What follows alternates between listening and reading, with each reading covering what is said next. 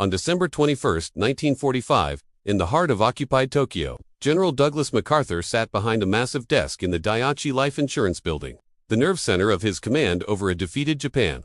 The air was thick with the scent of polished wood and lingering cigar smoke, a stark contrast to the rubble-strewn streets outside where a nation rebuilt itself under American oversight. An aide entered quietly, bearing a telegram that cut through the routine dispatches like a knife. MacArthur unfolded it, his eyes scanning the terse lines. General George S. Patton Jr. had died that morning in a Heidelberg military hospital, succumbing to complications from a car accident 12 days earlier. At 60, the indomitable warrior who had charged through 2 world wars was gone, not felled by enemy fire, but by a mundane collision on a German country road. MacArthur's face, usually a mask of unyielding resolve, betrayed a flicker of emotion, surprise, mingled with a profound sorrow.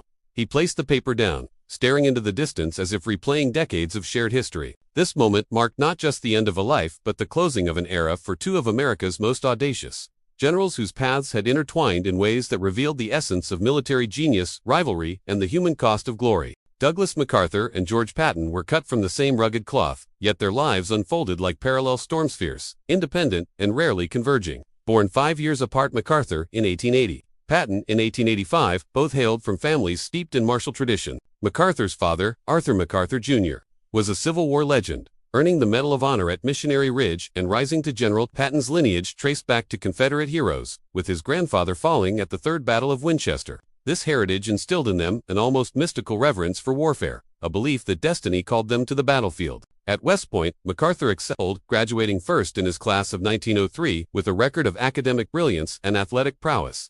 Patton, entering in 1904, struggled academically, repeating a year before graduating in 1909, but his passion for cavalry and swordsmanship shone through. Their first significant encounter came amid the mud and thunder of World War I in France. During the Saint-Mihiel offensive in September 1918, MacArthur, commanding the 84th Brigade of the 42nd Rainbow Division, stood exposed on the front lines, his uniform mud-splattered as German artillery screamed overhead. Patton, leading the 304th Tank Brigade, approached him under fire. According to eyewitness accounts, Patton saluted crisply, only to flinch slightly at a nearby shell burst. MacArthur, unflinching, reportedly said, "Don't worry about them, Colonel, if one has your name on it, it'll find you anyway."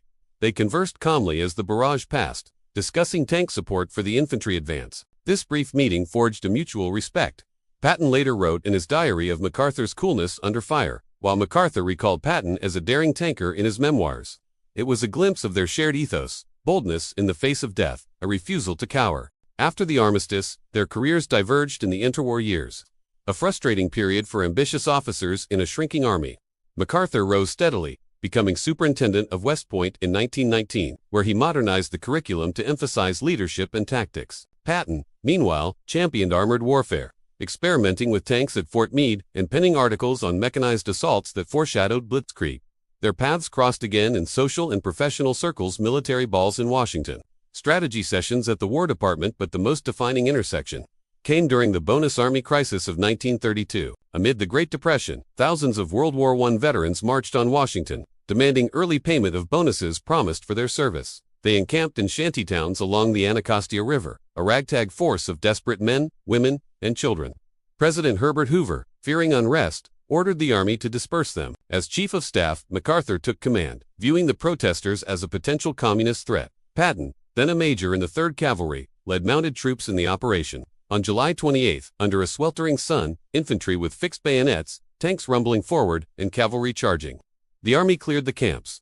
Tear gas filled the air, tents burned, and chaos ensued. Patton's unit pursued fleeing veterans across the 11th Street Bridge, an action he later described in reports as necessary but regrettable. One poignant moment, a veteran named Joe Angelo, who had saved Patton's life in 1918 by dragging him to safety under fire, approached him pleadingly. Patton, duty-bound, ordered him away. MacArthur, overseeing from horseback in full-dress uniform, insisted on pressing the assault, despite Hoover's orders to halt at the river. The incident stained their reputations. Eisenhower, MacArthur's aide, privately called it a pitiful spectacle, but it highlighted their unwavering loyalty to orders, even in morally ambiguous terrain. Patton confided in letters that the day haunted him, yet he praised MacArthur's decisiveness. As the shadows of World War II loomed, MacArthur and Patton pursued separate destinies, their styles mirroring each other in audacity but differing in execution. MacArthur, sent to the Philippines in 1935 as military advisor, built the Commonwealth's defenses while cultivating a persona of imperial grandeur, corncob pipe, aviator sunglasses, and dramatic pronouncements. Patton, back in the U.S., honed armored divisions. His fiery speeches to troops laced with profanity and inspiration. "We going to murder those lousy Hun bastards by the bushel." When war erupted, MacArthur commanded in the Pacific, famously vowing, "I shall return," after evacuating Corregidor in 1942, amid Japanese onslaught. His island-hopping campaign bypassing strongholds, striking weak points showcased strategic brilliance, though critics accused him of ego-driven decisions, like the costly retaking of the Philippines. Patton, in Europe under Eisenhower, led the Third Army's lightning thrusts, sweeping through Sicily in 1943, breaking out from Normandy in 1944, and racing across France to relieve Bastogne during the Bulge. His tanks covered 600 miles in 19 days, a feat of mobility that echoed his WWI visions. Both men clashed with superiors. MacArthur feuded with the Navy and Washington over resources, while Patton's slapping of shell-shocked soldiers in Sicily nearly ended his career. They exchanged scant correspondence, but mutual awareness simmered through dispatches and newsreels. Patton once quipped in a letter to a friend that MacArthur's Pacific exploits were damn fine showmanship, while MacArthur, in a rare interview, acknowledged Patton's tactical genius in armored warfare. Their controversies paralleled Patton's anti-Semitic remarks and sympathy for some Germans post-war, MacArthur's public criticisms of policy, yet both embodied the aggressive offense, turning battles into personal crusades. By late 1945, victory had come, but peace brought its own battles. MacArthur, as supreme commander for the Allied powers, wielded near-absolute authority in Japan, dismantling militarism, drafting a new constitution, and overseeing land reforms that transformed society. He moved like a viceroy, his headquarters a blend of American efficiency and Japanese deference. Patton, however, chafed in occupied Germany. Relieved of Third Army command in October after comparing Nazis to political parties back home, sparking outrage, he was reassigned to the 15th Army, a paper-pushing role documenting the war. His diary entries from those months reveal bitterness. "I feel like a racehorse hitched to a plow," he wrote, yearning for action or retirement. Plans to return stateside were underway when fate intervened. On December 9th, near Mannheim, Patton's Cadillac limousine collided at low speed with an army truck turning without signaling. Thrown forward, Patton struck his head, fracturing his cervical vertebrae and severing his spinal cord. Paralyzed from the neck down, he lingered in Heidelberg Hospital, conscious and defiant.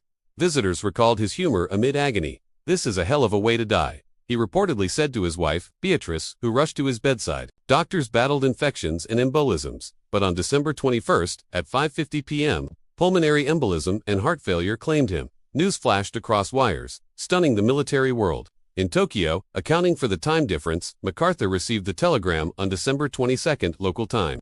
Staff officers later described him pausing, the room silent save for the tick of a clock. He requested solitude, perhaps reflecting on their shared warrior spirit. By late 1945, victory had come, but peace brought its own battles. MacArthur, as supreme commander for the Allied powers, wielded near-absolute authority in Japan, dismantling militarism, drafting a new constitution, and overseeing land reforms that transformed society. He moved like a viceroy, his headquarters a blend of American efficiency and Japanese deference. Patton, however, chafed in occupied Germany.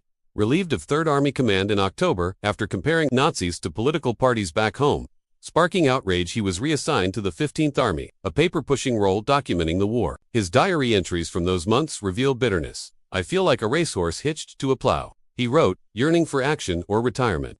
Plans to return stateside were underway when fate intervened. On December 9th, near Mannheim, Patton's Cadillac limousine collided at low speed with an army truck turning without signaling. Thrown forward, Patton struck his head, fracturing his cervical vertebrae and severing his spinal cord. Paralyzed from the neck down, he lingered in Heidelberg Hospital, conscious and defiant. Visitors recalled his humor amid agony. "This is a hell of a way to die," he reportedly said to his wife, Beatrice, who rushed to his bedside. Doctors battled infections and embolisms, but on December 21st, at 5:50 p.m., pulmonary embolism and heart failure claimed him. News flashed across wires, stunning the military world. In Tokyo, accounting for the time difference, MacArthur received the telegram on December 22nd local time. Staff officers later described him pausing, the room silent save for the tick of a clock. He requested solitude, perhaps reflecting on their shared warrior spirit. Their legacies intertwined like the threads of a grand tapestry. Two titans who not only defined American generalship but also reshaped the very fabric of global conflict and reconstruction in the 20th century. Douglas MacArthur's post-war stewardship in Japan stands as one of the most audacious experiments in nation-building. ever undertaken by a conqueror turned reformer. As supreme commander for the Allied powers, he dismantled the militaristic empire that had ravaged Asia, overseeing the Tokyo sport crimes tribunals that held leaders accountable while sparing Emperor Hirohito. To maintain social stability, a calculated move that prevented chaos and harnessed imperial symbolism for peace. His sweeping reforms included drafting Japan's 1947 constitution, embedding democratic principles, women's suffrage, and the famous Article 9, which renounced war as a sovereign right, forging a pacifist ethos that propelled Japan from ashes to economic miracle. Land redistribution broke the grip of feudal elites, empowering farmers and sparking agricultural revival. Education overhauls promoted equality and critical thinking. Labor unions flourished under his watch, fostering a middle class that would drive decades of prosperity. Yet, MacArthur's rule was not without shadows. He imposed censorship on media, suppressed leftist movements, and wielded near-dictatorial power, earning him labels from liberator to foreign overlord. Nonetheless, his vision laid unshakable foundations for a democratic ally, transforming a wartime foe into a cornerstone of Western alliances, influencing everything from Japan's tech boom to its role in international peacekeeping today. On the other side of the world, George Patton's armored doctrines revolutionized modern warfare, imprinting his aggressive mobile philosophy onto the annals of military strategy far beyond World War II. An early prophet of mechanized might, Patton championed combined arms warfare, seamlessly blending tanks with infantry, artillery, and air support to create unstoppable forces that punched through enemy lines with lightning speed. His pre-war experiments at Fort Meade and writings in military journals anticipated the Blitzkrieg, tactics that defined the conflict, and his Third Army's feats racing 600 miles across France in weeks, outflanking Germans at Metz, and pivoting to relieve Bastogne during the Battle of the Bulge demonstrated the power of bold,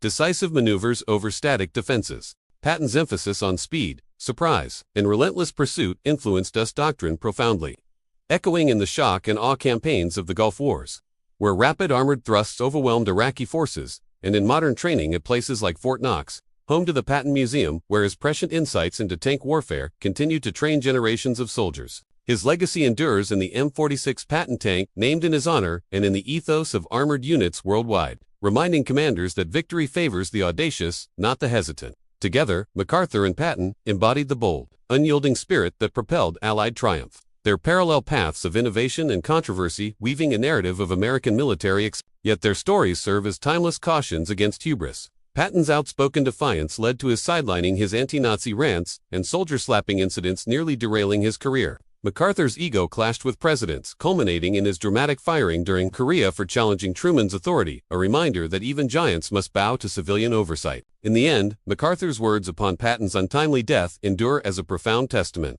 not merely to personal loss but to the immortal place both men secured in history's annals, where warriors like them transcend mortality through their deeds. By publicly hailing Patton as one of America's most brilliant soldiers, a great captain destined for the Pantheon alongside Napoleon and Alexander, MacArthur affirmed their shared pursuit of greatness, a quest driven by familial legacies of valor, West Point-honed discipline, and an unquenchable thirst for glory amid the carnage. Though never intimate allies, their spirits resonated in mutual respect for the warrior's code: risk everything for victory, lead from the front, and etch one's name in eternity. This bond, forged in the fires of 2 world wars and tempered by peacetime trials, reminds us that true legends are not born of flawless lives but of indomitable wills that bend history to their vision, leaving behind a world forever altered by their thunderous passage.